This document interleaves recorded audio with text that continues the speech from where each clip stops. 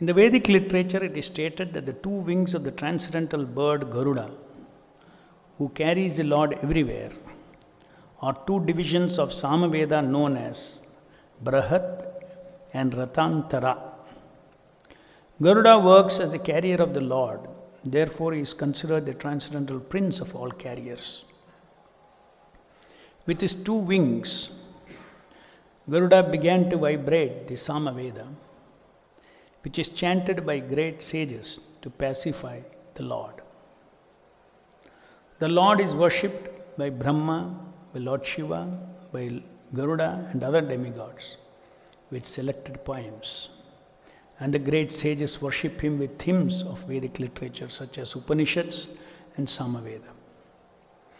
These Samaveda utterances are automatically heard by the devotees when another great devotee of the Lord, Garuda, flaps his wings.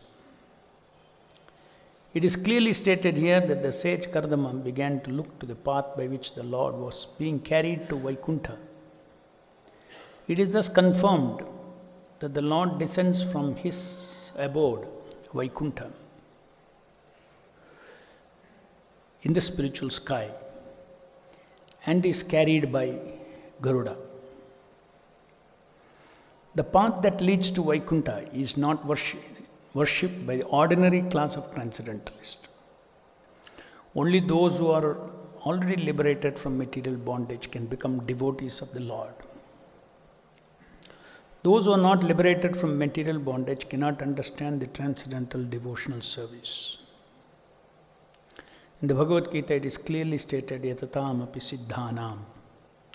There are many persons who are trying to attain perfection by striving for liberation from material bondage, and those who are actually liberated are called Brahma Bhuta or Siddha. Only Siddhas or persons liberated from material bondage can become devotees. This is also confirmed in Bhagavad Gita. Anyone who is engaged in Krishna consciousness or devotion service is already liberated from the influence of the modes of material nature. Hence, it is also confirmed that the path of devotion service is worshipped by liberated persons, not the conditioned souls. The conditioned soul cannot understand the devotion service of the Lord. Kardama Muni was a liberated soul who saw the Supreme Lord in person, face to face. There is no doubt that he was liberated, and thus he could see Garuda carrying the Lord on the way to Vaikuntha and hear the flap of his wings vibrating the sound of Hare Krishna, the essence of Samaveda. So in the previous verse we saw how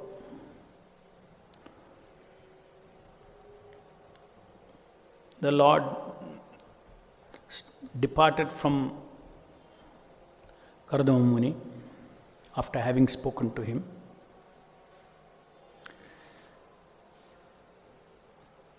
And there Prabhupada explained that all the things that was seen by Kardama Muni was by the special revelation of the Lord. With his ordinary eyes, he could see the transcendental form of the Lord. Even though the Lord is known as Adokshaja, one who cannot be seen by the material senses, but yet he was seen by the material senses of Kardama Muni. And that is because of Pratyak Akshaya. Pratyak. The Lord directly manifested before Kardama Muni, which is purely his prerogative. The Lord, if he wants, he can do anything. And now the sage stood looking on. The Lord left by the pathway leading to Vaikuntha, a path extolled by all great liberated souls. So, Kardama Muni saw also a pathway. So, what is this pathway? Is this pathway in space? Space has got so many directions, 360 directions. So is it one of those directions, the pathways he saw? And then he saw the pathway and he saw that the bird, Garuda, who is a carrier of the Lord, was vibrating by flapping the wings, vibrating Samaveda.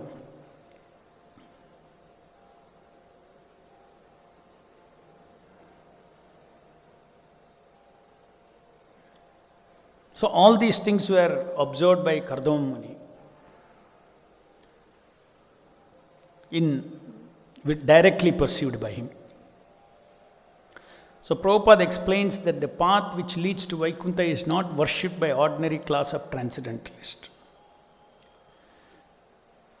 This entire secret existence of Vaikuntha Loka itself is not worshipped by ordinary class of transcendentalists. When Prabhupada says ordinary class of transcendentalist, here is meaning impersonalist. They are also called transcendentalists. Impersonalist, they may control their senses, all these things. They reject the three modes of material nature and they directly perceive Brahman. So those who are in that track, neither they understand what is being told here, revealed here, or they misunderstand in some other way that these are all part of three gunas. Even Vaikuntha Loka is part of three gunas. So the absolute nature of the Supreme Lord Vishnu, Supreme Lord Krishna, as a personality is something that is inconceivable to it is inconceivable to everybody. It is inconceivable to the mind. Conceiving or inconceiving means it is for the logic and for rational mind, conceiving and inconceiving. Existence does not end with all that you conceive and not all that you cannot conceive. Existence is absolute existence. That means it cannot be limited to our mind. So there are so many things, even in our ordinary day-to-day things, which our tiny mind cannot comprehend. So how can we ever think that we can reduce existence to simply, yes, three modes of material nature, all these material varieties. I am Brahman, I am separate from matter, and I am merged into the ocean of Brahman. That's all. That is the entire philosophy of Brahman. So impersonal philosophy is very, in one sense, if you look at compare it to the philosophy or compare to the challenge that is there to understand the transcendental form of the Lord, Leelas of the Lord, the Vaikuntha Loka of the Lord, is this impersonal philosophy is a kindergarten. So impersonal philosophy is over. In 2 lines it's over. In 2 lines it's over. What is that? They are all temporary material nature. Beyond temporary there is something eternal. I am eternal. I will merge into that eternal.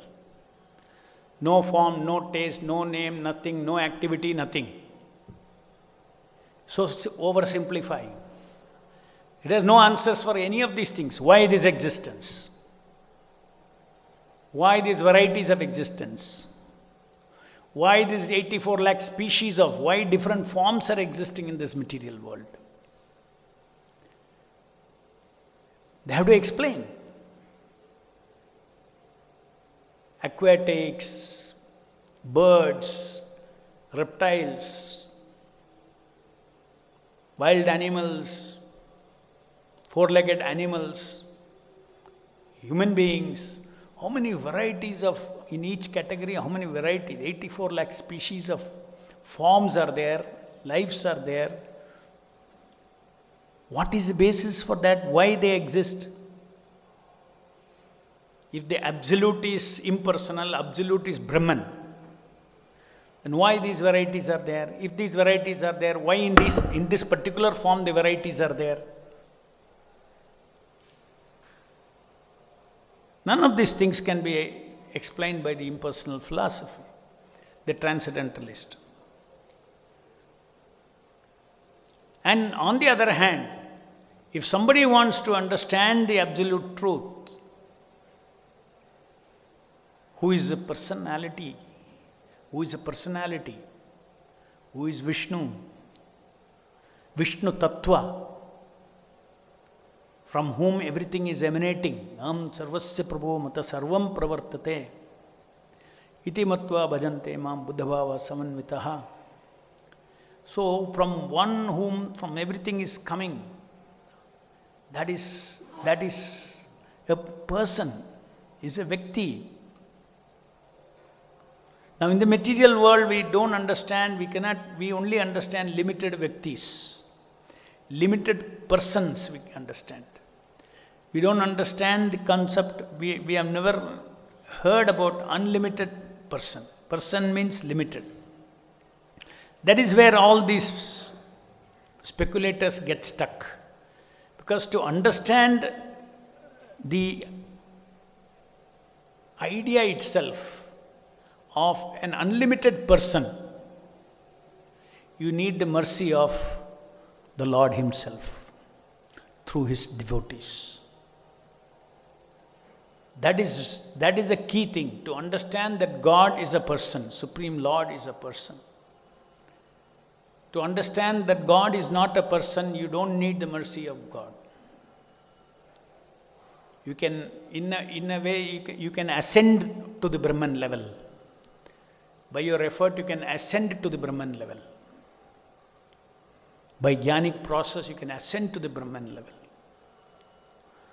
But you cannot ascend to the Vaikuntha level because it is beyond our tiny brain. It has to descend to us. Just like Kardama Muni, where he was, there the Lord descended.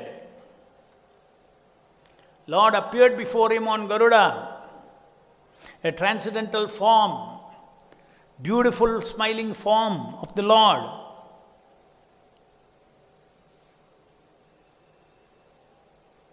With his ordinary eyes he could see. Obviously with his ordinary eyes, through his ordinary eyes, but naturally his spiritual eyes was also opened by the Lord. Because without that spiritual eyes opening, he will not be able to see this pathway of Vaikuntha, the Vaikuntha Lok, the Lord's transcendental form one cannot see. The Lord opens the eyes of the devotee. Brahman is everywhere. But Vaikuntha Loka is not everywhere. Vaikuntha Loka is in Vaikuntha. Brahman is everywhere. The Shastras also say. Wherever there is our material space, there is Brahman. Brahman is everywhere. But Vaikuntha is Vaikuntha Loka. Lord's form is in Vaikuntha Loka. Now Lord Narayana's form is in Vaikuntha Loka. Even in this material world, the super soul is in Kshira ocean. That is also Vaikuntha Loka. There is a Vaikuntha Loka within each Brahmanda. Kshirodakshaya Vishnu is lying down there. So that is another Loka. The Lord comes down, gives darshan to his devotees. So this whole Krishna consciousness thing is not some, an impersonal mechanistic theory where you just, this material world is all full of, transient nature, so something is eternal, that I should go there.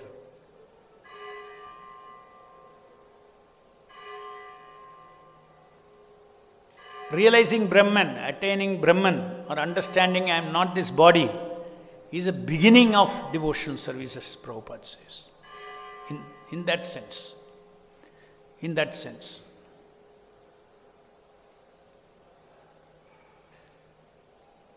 So the pathway to Vaikuntha in another way, actually he saw a pathway.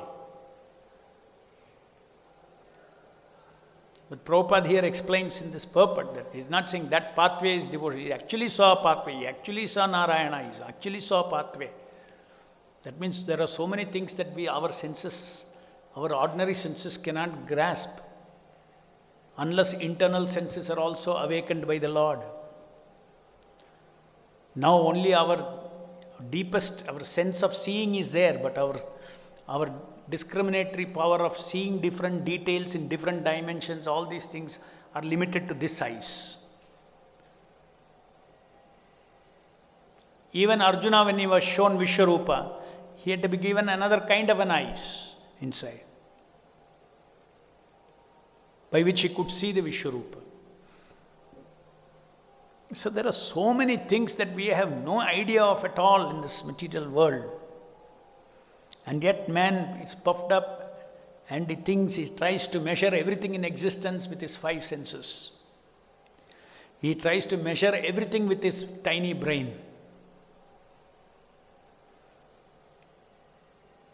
So what the Srimad Bhagavatam is saying, these are not anything. One easy way to dismiss all these things is to say these are all stories.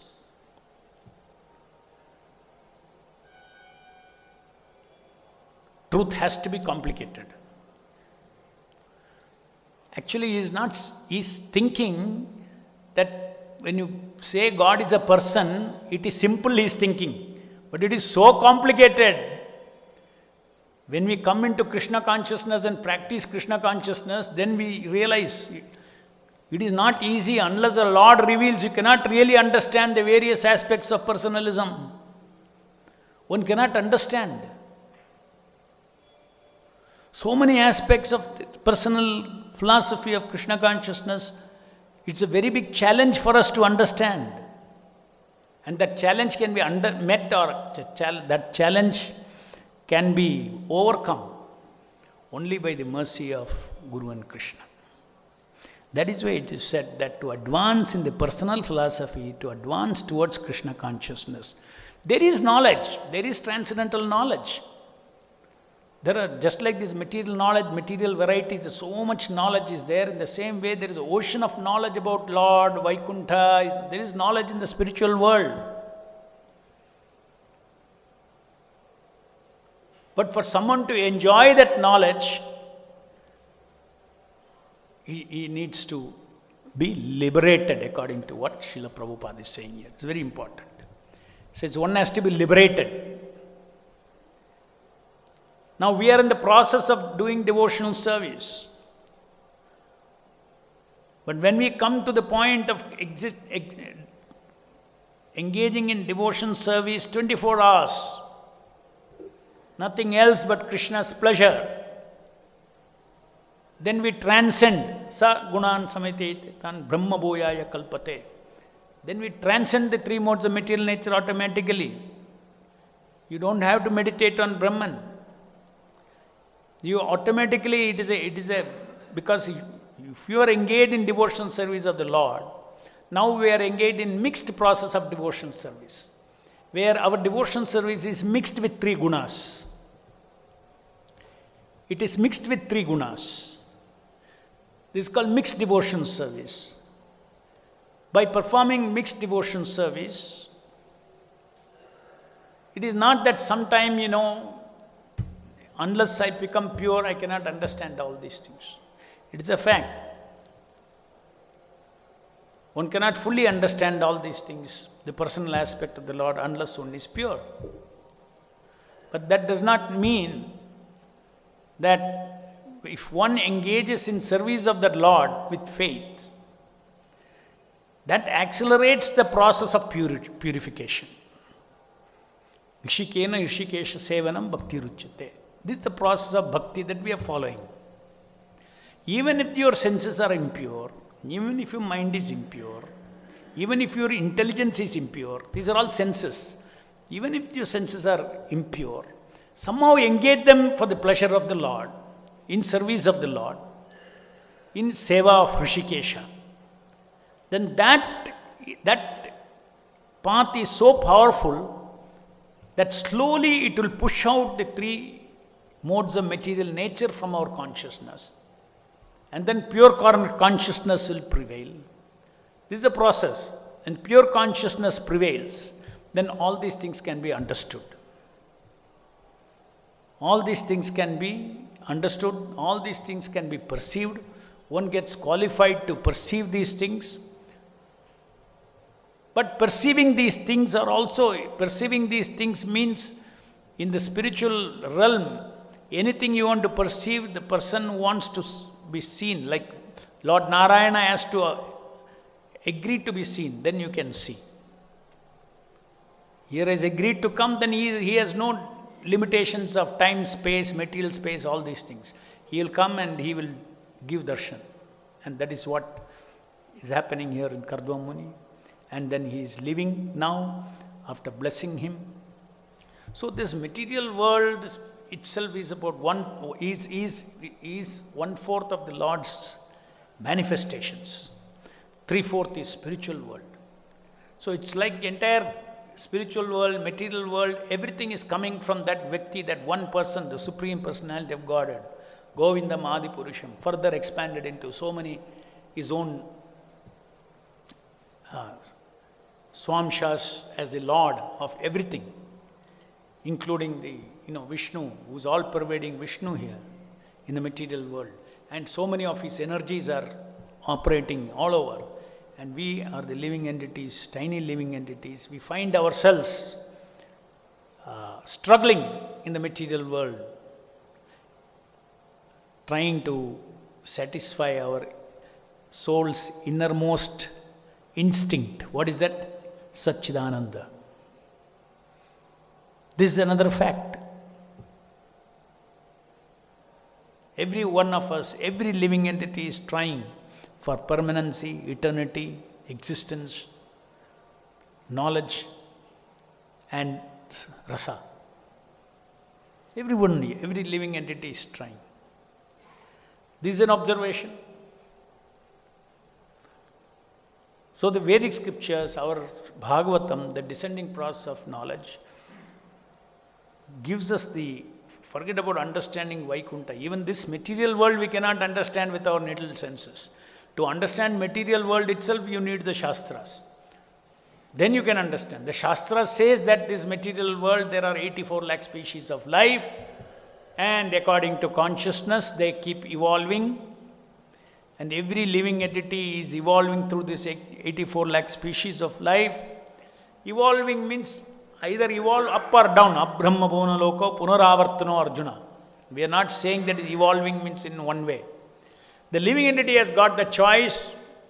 Let's say he is in the human form of life. He's got a choice to either go to higher gunas, or he can fall into a life with lower gunas, animal species, everything. Freedom is there. Everyone is given freedom. So how important is our freedom? Every one of us are where we are today because of our free will. How we have exercised our free will. If you have prayed to the Lord, then He will take you somewhere. But if you have not prayed to the Lord, He will not take you there. You have to desire. The Lord will not desire for you. You have to desire. You have to desire for the Lord. You have to desire for, of course, when you desire for something, suppose you desire, you don't have to desire for everything. If you desire, I have to go 10 miles, then you don't have to desire, again, I have to go 9 miles, I have to go 8 miles, I have to go 7 miles. No. If you desire 10 miles, the Lord will take care. But definitely somewhere, everything that wherever we move, we have to have desire. If you are in spiritual life here because you have some desire, therefore you came here. Now desire is not the only factor. In the material world, for the ascending process, desire and one's own effort, one can go up. In the spiritual process of going nearer to Krishna or Vaikunta, desire and you need grace. You need something from there. You need divine grace. And that's what Prabhupada is, divine grace. He brings that divine grace. Divine grace means is grace in the form of transcendental knowledge, confidential knowledge, that enlightening power, the torchlight of knowledge,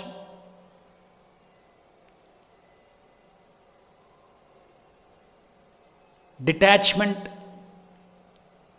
It's a Shakti. Detachment is a Shakti. Because something is attached, let us say artificially attached. Let's say you stick two things with araldite. Now you want to detach it. You need Shakti or not? Detachment needs Shakti. Similarly, we are attached to this body. A Shakti is required to detach us. Is it not? Where that Shakti has to come from somewhere. That comes from the Lord. Comes from the spiritual master. Yasya prasadat bhagavat prasada. By the combined mercy of Guru Krishna, one can get separated from this misidentification with this body, with this world, etc. So, coming to the point of saying that how important it, if Kardamuni is seeing the Lord, is having darshan of the Lord, there is something in Kardamuni that invoked the Lord before him. Otherwise, why he is not coming before everybody? Or if Narada Muni got a darshan, there is something in him that, or Dhruva Maharaj, something. The soul offers something, so he should understand how important, how proactive, how important is my desire, my spiritual desire to want the Lord. And that's how the entire existence works, entire evolution also. If the living entity wants to evolve, if the living entity wants to progress towards bhakti, one has to have desire to surrender, desire to become pure, desire for transcendental knowledge, desire to see oneself detached, desire to properly glorify the Lord, like how Garuda is how Prabhupada says any devotee hears this. The Samaveda utterances are automatically heard by devotee. When another great devotee of the Lord, Garuda, flaps his wings.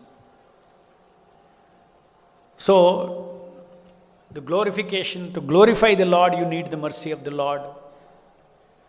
The living entity by itself, he has got faculties. He has got faculty of sense of seeing, touching, smelling, thinking, feeling, willing. But unless he is in the right field, unless that living entity goes into the right field, his thinking, feeling, willing will not manifest in that dimension. For instance, now let us say, we are all in this material atmosphere. This is a dimension we are in, material atmosphere. The living entity has got basic faculty of thinking, feeling, willing, sensations and all this, the sense of seeing, touching, smell. Now what is happening here in the material world? All those faculties are engaging the material energy. Three modes of material energy. And it is called separated energy because it separates you from Krishna. It makes you forgetful of Krishna. Makes you forgetful of Krishna. Now when you engage in devotional service, just see what happens. We are changing our field. We are seeing the deities, we are taking prasadam, we are not, we are changing the field of application of our sense of seeing, touching, smelling, tasting, thinking, everything. We are thinking of serving Krishna, we are acting for Krishna. These are all sense faculties, soul's faculties. Matter does not have all these faculties. That is the point, Hrishikesha Sevanam Bhakti Ruchyate. The simple process of engaging all our senses in service of the Lord continuously. That is, automatically we become free from the three modes of material nature and experience transcendental Sattva-guna. Gradually to Sattva-guna, then transcendental Sattva-guna. So unless one goes to transcendental Sattva-guna, then one cannot understand all these things, one cannot go into that dimension. As I said, just like we are in this dimension, we experience this dimension. We experience three modes of material nature. When we move into that dimension, then we experience that. That's why soul is called the marginal energy. Maya's biggest success is to take away from our original domain.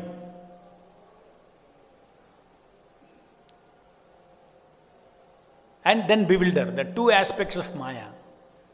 One is take us away from our original domain and then bewilder us with another domain. So our original domain is Vaikuntha Loka. In other words, or Krishna. We make us forget Krishna and make us bewilder everything. Material energy bewilders everyone.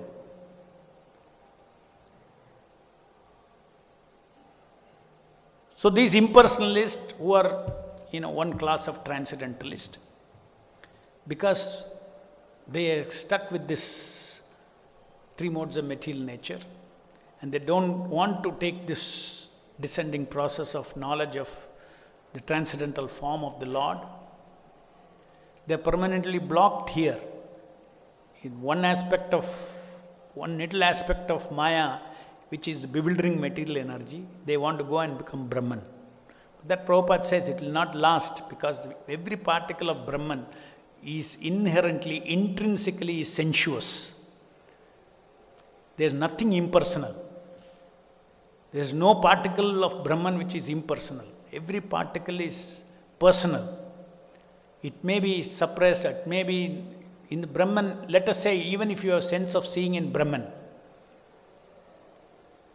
you turn around, what do you see?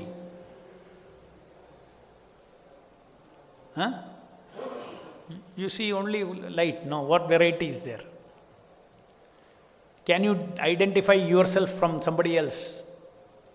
You are also light, he is also light. Cannot, no? So what will you think? I am he, you is me.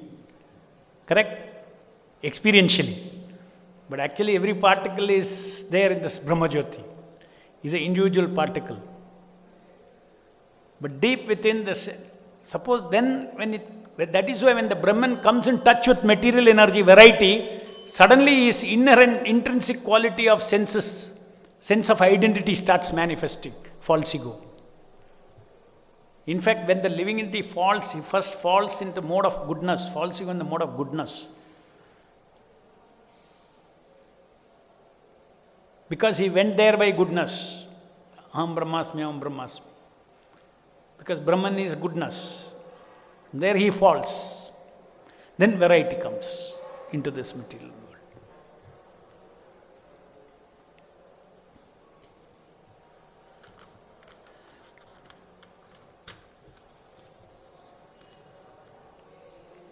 So there are many persons who are trying to attain perfection by striving for liberation from material bondage, and those who are actually liberated are called Brahmabhuta. Only the Siddhas or person liberated from material bondage can become devotees. This is also confirmed in Bhagavad Gita. Then in the case, what happens to us? We are not liberated from the influence of three modes of material nature. Then are we devotees? Can we become devotees? Further he explains here. That the conditioned soul cannot understand devotion service of the Lord. Kardamani, before that, sorry. Here it is confirmed that the path of devotion service is worshipped by liberated persons, not the conditioned souls. The conditioned soul cannot understand the devotion service of the Lord. For this, it is a fact that unless one is free from the influence of three modes of material nature, he is still not a devotee. But there is one good thing. You can become a devotee of a devotee till then.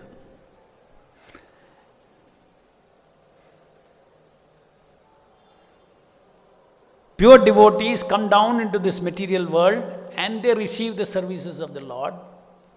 The path of devotion service, the path of service, that is why every service that we offer to Krishna is offered through Guru. It is a fact that without being free from the three modes of material nature, you cannot touch Vishnu. Whether we whether we offer deity worship, whether we chant Hare Krishna Mahamantra, we need the blessings of Prabhupada. We are doing any service to Lord Krishna. If Lord Krishna has to accept it, it is because of Prabhupada. So therefore, our stature in spiritual life, our stature in devotion service is coming due to the stature of Prabhupada. That you have to understand. Not on one's own stature. Now between Prabhupada and ourselves, we need to see, oh, how much I can follow him, how strictly I can follow him, how much I am not following him, how I should become more and more sincere in my service to Srila Prabhupada.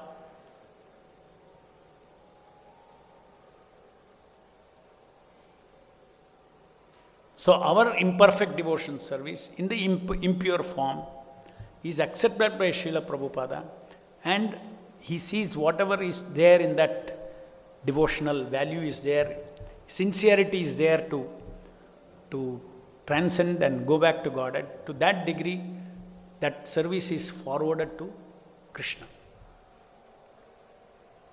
So when Krishna looks at us, he looks at us through Srila Prabhupada.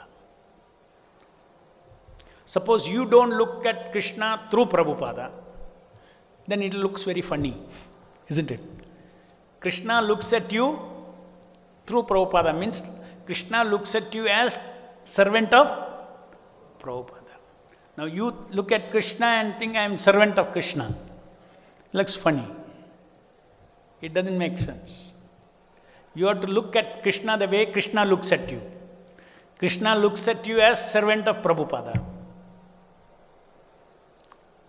So you have to look Krishna as I am servant of Srila Prabhupada. This is our existential position of a Vaishnava. He is eternally connected to his Sadguru, to Krishna.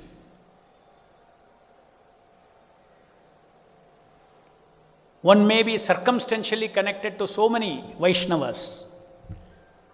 That is situational or circumstantial relationship, surrender. Let's say you are in a temple, you have to surrender to temple president's instructions. It is circumstantial. There is no question of, see, spiritual life means practicing surrender. One has to practice surrender. When you practice surrender in a temple under the temple authorities' instruction, when you carry on, that is circumstantial, that's not existential. Existential means it will never change. I am servant of Prabhupada will never change. Now I follow Prabhupada's instruction, is made it in a particular way, okay, this is the way Prabhupada wants me to serve under the guidance of this. Because Sadhu Sangha is a principle of Vaishnava advancement. Guru, Sadhu, Shastra. Sadhu Sangha is a very important element. So how Sadhu Sangha is to live in the midst of the Vaishnavas and engage in devotional service. So in the same way, when we see everything, we have to see again through the eyes of Prabhupada, the way Prabhupada sees. Suppose you see Prabhupada in one way, you are in a temple, you see Prabhupada in one way. I don't care for anybody. I only care for Prabhupada. I won't listen to the temple president. I don't know anybody, I don't listen to. It is short-circuiting his life. Why? Because if you see you should see Prabhupada the way Prabhupada sees you. How does Prabhupada see you? As a member of the community, as a member of the Sadhu Sangha. All the sadhus are staying together, they are executing devotion service. This is the way Prabhupada is seeing. There is no this thing about it. If you read the Prabhupada, how he saw the temple, now also you will see the temple the same way. When he was alive, how he wrote letters, what he did, how he saw, it is very clearly there. So one should not create artificial, ideas of what Guru thinks, what Krishna thinks. One has to go according to the way Prabhupada according to the way the Shastra says. And then there is a relationship. Then there is a rapport. If there is no, if you are concocting relationship, because first of all, these relationships are not seen with the eyes. Suppose I have a relationship, I offend your relationship with somebody. Immediately you can see, visually you can see, he's angry, he's upset, or this or that you can see. But these are all spiritual relationships, isn't it? So you cannot see also what is happening. You may be in your own world. Only after a long time, you will see the reaction of that. So what is important is trying to understand how one should have these perceptions of Guru and Krishna, Sadhu, Shastra, how we are supposed to perceive it. And then we are in sync with the way Prabhupada and Shastra wants us to practice devotion service. We cannot be an upstart in devotion service and try to progress in spiritual life. The entire principle of spiritual life is servant of the servant of the servant. With all precautions, with all rules and regulations, with all caution, you cannot go from one end to the other end. Servant of the servant of the servant means without knowledge one cannot, without intelligence one cannot be the servant of the servant. With intelligence. Any questions? Mike.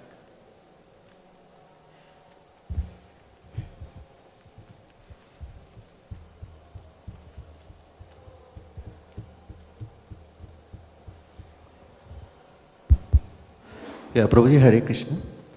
Prabhuji, in India we see a lot of impersonalists.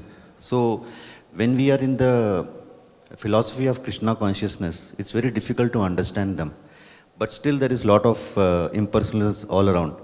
So one question I have is that when we surrender to Krishna in Krishna consciousness, Krishna directly intervenes in our life and he manages our karma.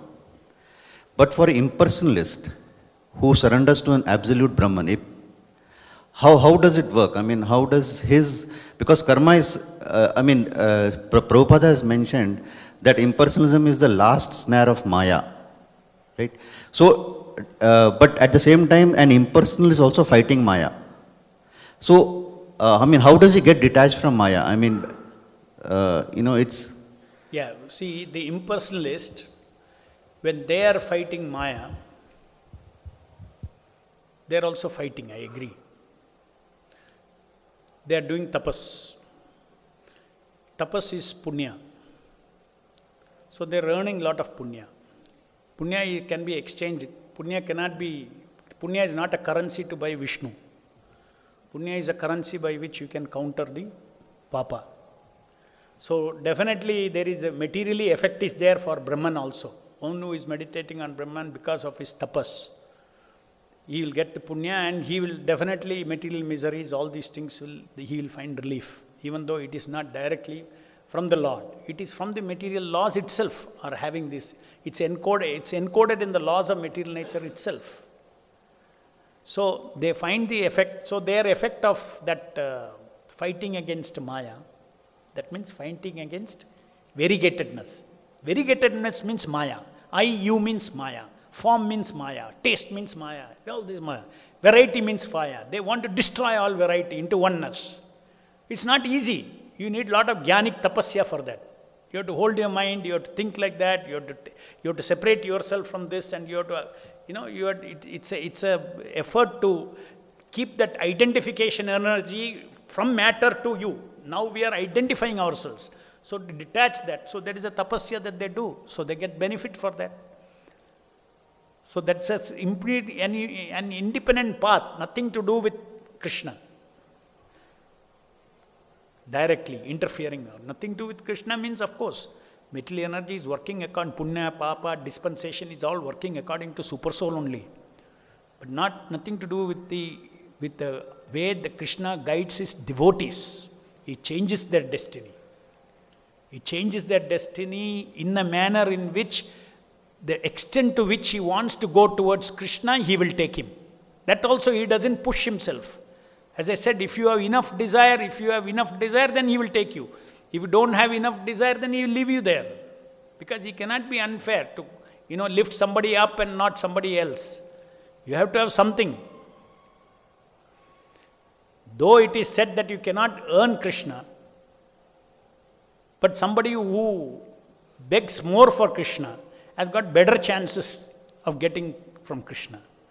So there is an activity which is in the material world. What you do is you work very hard, and then naturally law of karma has to give you the results. In the spiritual world, it is said that no, you cannot earn. It has to be given. That means, do I not do anything? Yes, there is something that you have to do. The intensity of begging, intensity of wanting. That intensity, that is something that you have to do. So that is why different devotees progress to different level in spiritual life. Why? Because of their degree of begging and degree of receiving the grace.